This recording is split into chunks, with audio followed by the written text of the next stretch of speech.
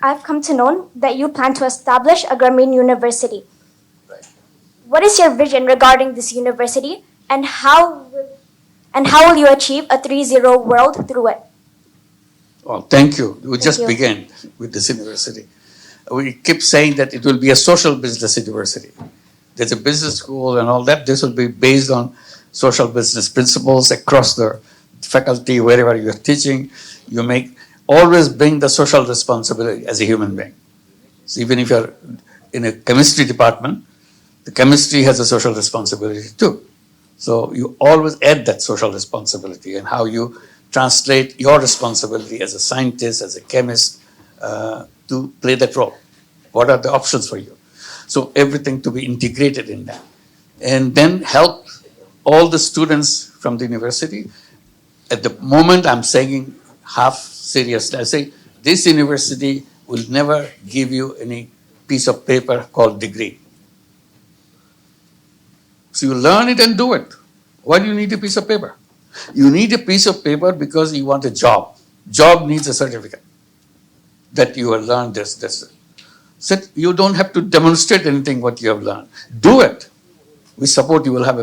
We have a whole finance arm of the university so that you can go out and do it. We'll finance you. We create social businesses to implement it, make it happen. That's our job. So you don't look for a certificate. Just look for design. Start designing in every class that you go through. Keep on designing this. By the time you come to the end of the class, end of the courses, you can start your thing. You're ready. You're already. Even when you're still student, you can start your thing. You don't have to wait for some degree or certificate because you are doing it. You felt that this is the right solution. Poverty is not created by the poor people. Who created it? System that we developed in the world creates it every day. And we are teaching you how to do it. Strengthen that system. That's the problem. We are not creating the counter system, how to not to create poverty.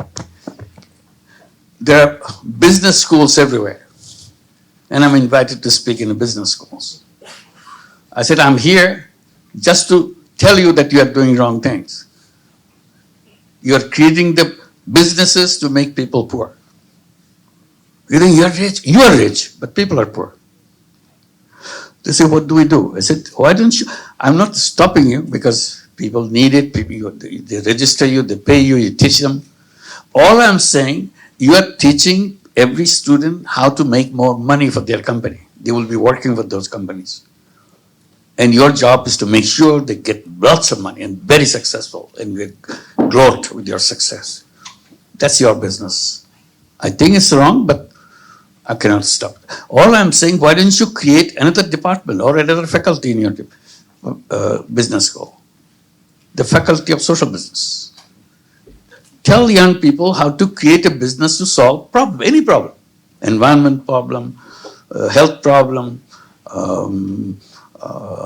any other professional problem, any problem in the world, poverty problem. So that department teaches you to create business to solve problems.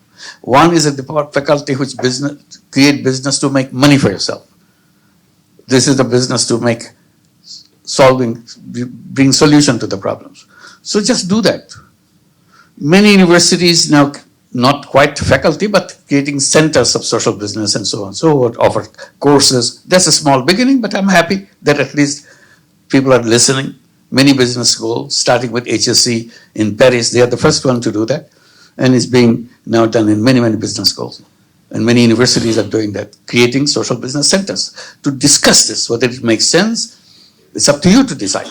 Just because somebody said it doesn't mean that it's all truth, nothing but the truth. You debate, discuss, what is the alternative? I go back to my spaceship thing. We have to find a flight path. We have to design a flight path. And these are the elements of that flight path that you have, as a pilot, you have to decide which path you take. Because you are the pilot. There's nobody else around. So we have to do that. So this is where we'll say things are. But microcredit is a kind of a defiance. They're defining microcredit is like this. I said, no. Sorry, they were defining banking is like this. I said, it's a wrong banking. That's making rich people richer. That's the banking you go, do that. So we reverse that. We create a banking which helps poor people come out of poverty and become entrepreneurs by themselves. Every recipient of microcredit, which may be a loan for $10, $20, $100, $200, that's about the loan size.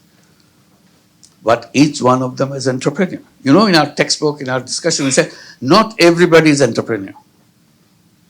Entrepreneur is a very special kind of people. 1 in million, 1 in 1,000. They are very special people. I said, that's not true. I'm saying every human being is entrepreneur.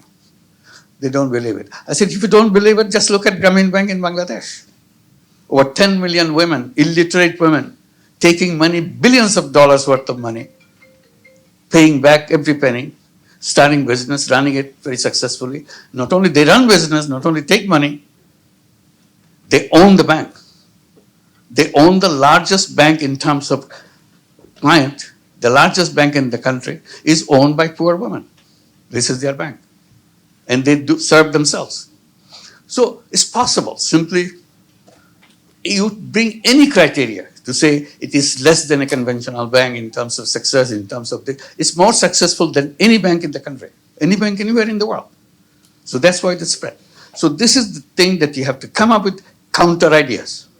If it is wrong to go in that direction, you reverse it.